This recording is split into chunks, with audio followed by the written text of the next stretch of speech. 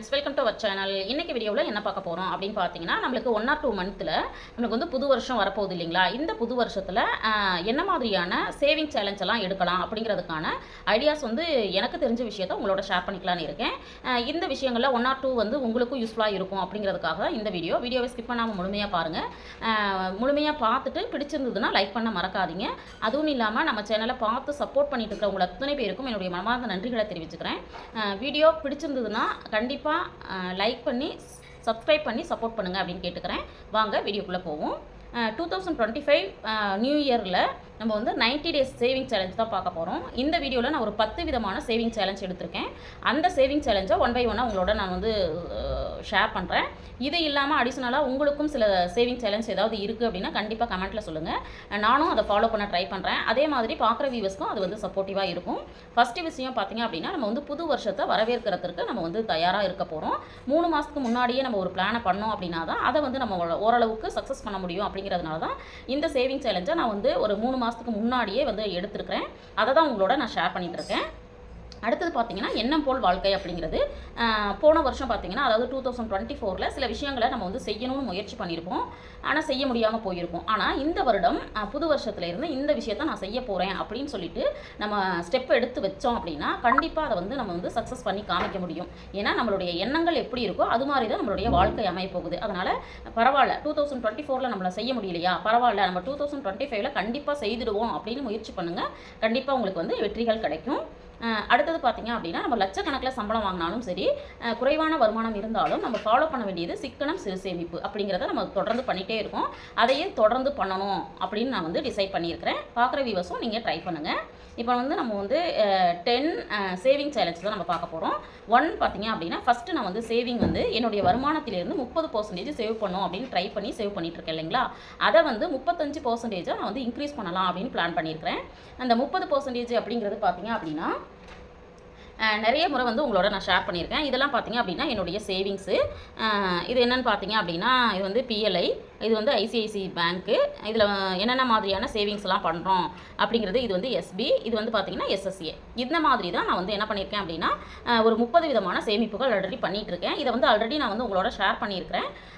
அதை வந்து என்னென்ன சேமிப்புகள் பண்ணுறேன் அப்படிங்கிறத இன்னும் உங்களுக்கு வந்து எலாபரேட்டாக உங்களுக்கு தெரிஞ்சுக்கணும் அப்படின்னு நினச்சிங்கன்னா கமெண்ட்டில் சொல்லுங்கள். நான் வந்து அடுத்த வீடியோ உங்களுக்கு இதுக்காக ஒரு வீடியோ மேக் பண்ணி உங்களோட ஷேர் பண்ணுறேன். நான் வந்து நீங்கள் கேட்கலாம், 5% இன்க்ரீஸ் பண்ணிட முடியுமா அப்படின்னு. பட் நம்ம வந்து 35% அப்படின்னு நம்ம டிசைட் பண்ணால் தான் ஒரு 32% அதாவது ஒரு 2000 ரூபாய் எக்ஸ்ட்ரா சேமிக்கிற மாதிரி நம்ம வந்து பிளான் பண்ணுவோம் அப்படிங்கிறதுக்காக தான் ஃபஸ்ட்டு. அடுத்தது பார்த்திங்க அப்படின்னா, ஏன் அட்லீஸ்ட் 4000 எக்ஸ்ட்ரா இன்கம் அப்படிங்கிறது தான். இப்போ பார்த்திங்க அப்படின்னா, எனக்கு வந்து ஒரு வருமானம் வந்துட்டுருக்கு. கண்டிப்பாக புது வருஷத்துலேருந்து வேறு ஏதாவது ஒரு இன்கம் வர்றதுக்கான வாய்ப்புகளை ஏற்படுத்திக்கணும் அப்படின்னு இப்போ வந்து நான் பிளான் பண்ணியிருக்கேன். பட் வந்து என்ன பண்ண போகிறேன் அப்படிங்கிறத இனிமே தான் நான் டிசைட் பண்ண போகிறேன். என்ன பண்ண போகிறேன், ஏதாவது பண்ணுறேன் அப்படின்னா கண்டிப்பாக உங்களோட ஷேர் பண்ணுறேன்.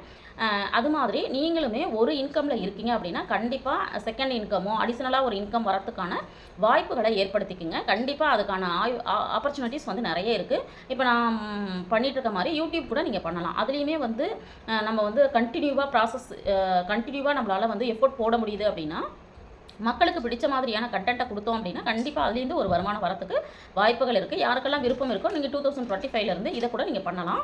அடுத்தது பார்த்திங்க அப்படின்னா, 100% எமர்ஜென்சி ஃபண்டு வந்து சேலஞ்ச் வந்து எடுத்திருக்கேன்.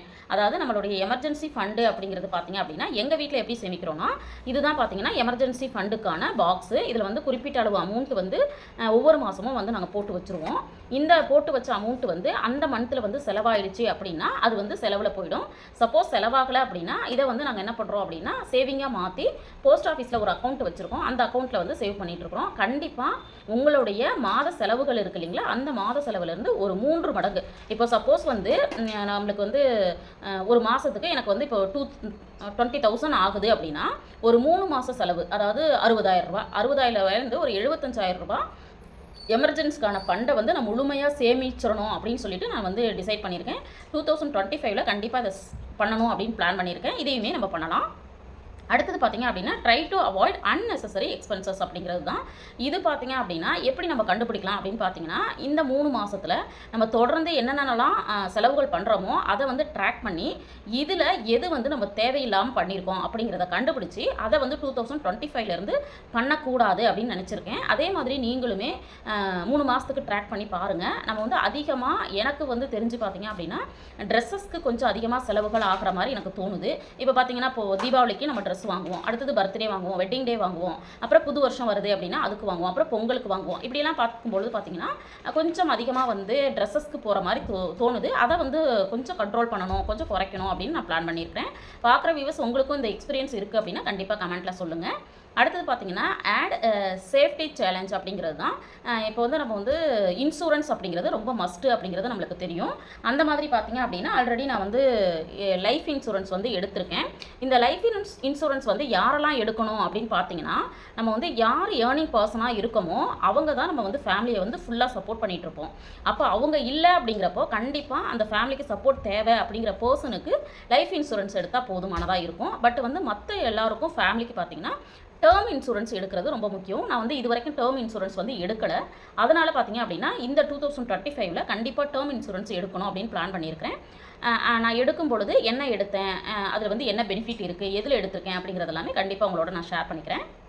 அடுத்தது பார்த்தீங்கன்னா டெப்ட் சேலஞ்ச் அப்படிங்கிறது பார்த்தீங்கன்னா ட்ரை டு அவாய்ட் இஎம்ஐ அப்படிங்கிறது தான். இப்போது மேக்ஸிமம் பார்த்தீங்கன்னா ஒரு ஃபேமிலி இருக்குன்னா 1 or 2 இஎம்ஐஸ் எப்படினாலும் ஒரு ஹோம் லோன் இருக்கும், ஹவுஸ் ஹோல்டு திங்ஸ் வாங்கியிருந்தால் அதுக்கு ஒரு இஎம்ஐ இருக்கும், மொபைல் வாங்கியிருந்தால் அதுக்கு ஒரு இஎம்ஐ இருக்கும், எப்படினாலும் காருக்கு ஒரு இஎம்ஐ இருக்கும். இந்த மாதிரி ஏதோ ஒரு விஷயத்துக்காக நம்ம ஃபேமிலியில் 2 இஎம்ஐ வந்து போயிட்டே தான் இருக்கும். பட் வந்து 2025ல் நான் டிசைட் பண்ணியிருக்கிறது என்னென்னா கண்டிப்பாக இஎம்ஐ அப்படிங்கிற ஒரு ஆப்ஷன் வந்து போகவே கூடாது. மணியை சேவ் பண்ணி தான் எந்த ஒரு விஷயத்தையும் பண்ணணும் அப்படின்னு டிசைட் பண்ணியிருக்கிறேன். இதை வந்து நம்ம ட்ரை பண்ணோம் அப்படின்னா மட்டும்தான் அதை வந்து சக்ஸஸ் பண்ண முடியும். அப்படிங்கிறதுனால நான் இப்போவே வந்து அதுக்கான பிளானை எடுத்துட்டேன். ஏன்னா இப்போ வந்து இஎம்ஐக்கு போக முடியாது அப்படின்னா கண்டிப்பாக நம்ம என்ன பண்ணணும், பணத்தை சேவ் பண்ணி தான் வாங்கி ஆகணும் இல்லைங்களா. அப்போ அதற்கான ஏற்பாடுகளை நம்ம முன்னாடியே பட்ஜெட்டை வந்து நம்ம பிளான் பண்ணிக்கணும் அப்படின்னு நினச்சிருக்கேன். இந்த மாதிரி இஎம்ஐக்கு போகாமல் இருக்கிறதுக்கு நான் வந்து ஃபாலோ பண்ணுறது பார்த்தீங்க அப்படின்னா சேவிங் சேலஞ்ச் தான். இப்போ ஏதாவது ஒரு பொருள் நான் வாங்கணும் அப்படின்னு நினைக்கிறேன்னா அதற்கான பணத்தை நான் வந்து சேவ் பண்ணி தான் வாங்கிட்டு இருக்கேன். ஆல்ரெடி பார்த்தீங்கன்னா நம்ம சேனலில் தொடர்ந்து பார்க்குறவங்களுக்கு தெரிஞ்சிருக்கும், நான் மொபைல் வாங்குறதுக்கு பார்த்தீங்கன்னா உண்டியலில் சேவ் பண்ணியிருந்தேன். அது ஒரு எமர்ஜென்சியாக பார்த்தீங்கன்னா நான் ஒரு 1 month பிஃபோராக வந்து ஓப்பன் பண்ணிட்டேன். இப்போ வந்து நான் மொபைலும் வாங்கிட்டேன். அந்த மாதிரி நம்ம வந்து தேவை இருக்கிறதுக்கு நம்ம முன்னாடியே பிளான் பண்ணிட்டோம்னா நம்ம வந்து இஎம்ஐக்கு போகாமல் இருக்கலாம். அடுத்த சேலஞ்ச் பார்த்தீங்க அப்படின்னா டிமேட் அக்கௌண்ட் வந்து ஓப்பன் பண்ணி டிஜிட்டலாக சேவ் பண்ணணும் அப்படின்னு நான் பிளான் பண்ணியிருக்கேன். நிறைய வீடியோஸ்லாம் நான் சொல்லியிருந்தேன் நான் வந்து டிமேட் அக்கௌண்ட் வந்து ஓப்பன் பண்ண போகிறேன் அப்படின்னு. பட் அதற்கான சான்சஸ் வந்து இது வரைக்கும் எனக்கு கிடைக்கல. 2025ல் கண்டிப்பாக ஓப்பன் பண்ணிடுவேன் அப்படிங்கிற நம்பிக்கை இருக்குது. ஓப்பன் பண்ணிவிட்டு நான் வந்து உங்களுக்கு கூட ஷேர் பண்ணிக்கிறேன். ஏன்னா இப்போ இருக்கிற காலகட்டத்தில் நம்மளுக்கு டிஜிட்டல் சேவிங் அப்படிங்கிறது ரொம்ப மஸ்ட்டு அப்படிங்கிறதுனால நான் இதை பண்ணிடலாம் அப்படின்னு இருக்கேன்.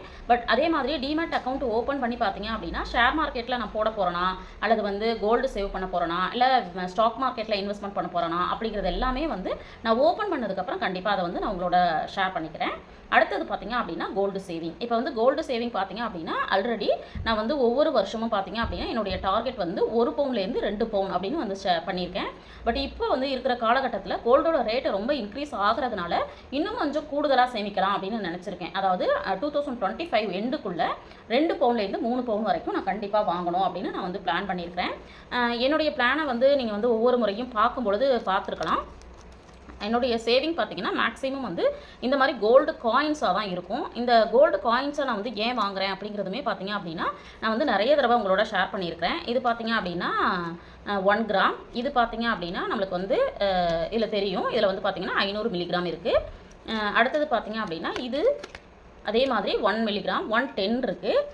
இது பார்த்தீங்க அப்படின்னா மலபாரில் வாங்கினது. இது பார்த்தீங்கன்னா எவ்வளோ கிராம் இருக்குதுன்னு பார்த்தீங்கன்னா இது வந்து 2 கிராம். அடுத்தது பார்த்தீங்க அப்படின்னா இன்னொரு மலபார் கோல்டுலேயே வாங்கினது பார்த்தீங்கன்னா இதுவும் வந்து 2 கிராம். இந்த மாதிரி நான் வந்து கோல்டு வந்து சேவ் பண்ணுறதுக்கு நிறைய ட்ரை பண்ணிகிட்ருக்கிறேன். இது இல்லாமல் நிறைய காயின்ஸும் உங்களோட நான் ஷேர் பண்ணியிருக்கிறேன். இதெல்லாம் வாங்குறதுக்கு வந்து நிறைய அமௌண்ட்டு தேவைப்படும் அப்படின்னு நிறைய பேர் நினைக்கிறீங்க. பட் வந்து உங்கள் கையில் இருக்கிற பணம் செலவாகாமல் இருக்கணும்னா இது ஒரு பெஸ்ட் ஐடியா நான் சொல்லுவேன். ஒரு 1000 ரூபா இருக்குன்னா நீங்கள் வந்து நகைக்கடையில் போய் ஒரு 100 மில்லிகிராம் வாங்கிட்டீங்கன்னா அந்த செலவு வந்து நம்மளுக்கு சேமிப்பாக மாறிடும். கண்டிப்பாக இந்த மாதிரி ட்ரை பண்ணுங்கள்.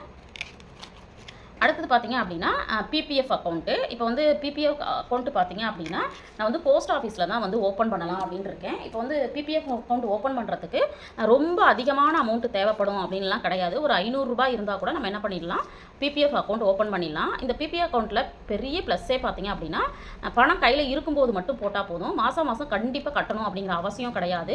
அந்த மாதிரி இருக்கிறதுனால பார்த்தீங்க அப்படின்னா இந்த மாதிரி நான் ஓப்பன் பண்ணலான்னு இருக்கேன். அதுவும் பார்த்தீங்கன்னா குழந்தைங்களுக்கு ஓப்பன் பண்ணால் வந்து இப்போ வந்து இன்ட்ரெஸ்ட் வந்து ரொம்ப கம்மி அப்படின்னு வந்து சொல்கிறாங்க. அதனால் வந்து ஹஸ்பண்ட் பேரில் ஓப்பன் பண்ணலான்னு இருக்கேன். பட் ஓப்பன் பண்ணிட்டேன் அப்படின்னா நான் வந்து உங்களோட ஷேர் பண்ணிக்கிறேன். அந்த மாதிரி நம்ம வந்து பிளான் பண்ணியிருக்கிறேன்.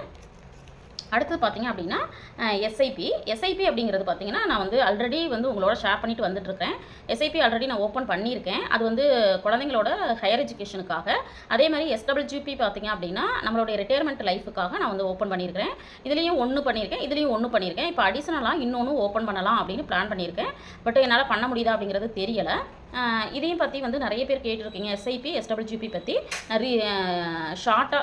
சீக்கிரமாக பார்த்தீங்க அப்படின்னா அதுக்காக ஒரு வீடியோ மேக் பண்ணி கண்டிப்பாக உங்களோட ஷேர் பண்ணிட்டேன்.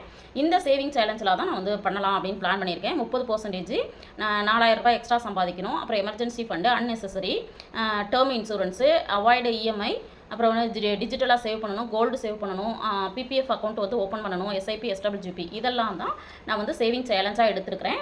இந்த மாதிரி நீங்களுமே இது இல்லாமல் அடிஷ்னலாக வேறு ஏதாவது சேவிங் சேலஞ்ச் வச்சுருக்கீங்க, இந்த ஐடியா நல்லாயிருக்கும் அப்படின்னு உங்களுக்கு சொல்லணும்னு தோணுதுன்னா கண்டிப்பாக கமெண்ட்டில் சொல்லுங்கள். நானும் அதை ஃபாலோ பண்ண ட்ரை பண்ணுறேன். அதே மாதிரி பார்க்குற வியூஸ்க்கும் சப்போர்ட்டாக இருக்கும். இந்த வீடியோ உங்களுக்கு யூஸ்ஃபுல்லாக இருந்திருக்கும்னு நினைக்கிறேன். வீடியோ பிடிச்சிருந்தா லைக் பண்ணுங்கள், ஷேர் பண்ணுங்கள், கமெண்ட் பண்ணுங்கள். மறக்காமல் நம்ம சேனலை சப்ஸ்கிரைப் பண்ணி வச்சுட்டு பாருங்கள். தேங்க்ஸ் ஃபார் வாட்சிங்.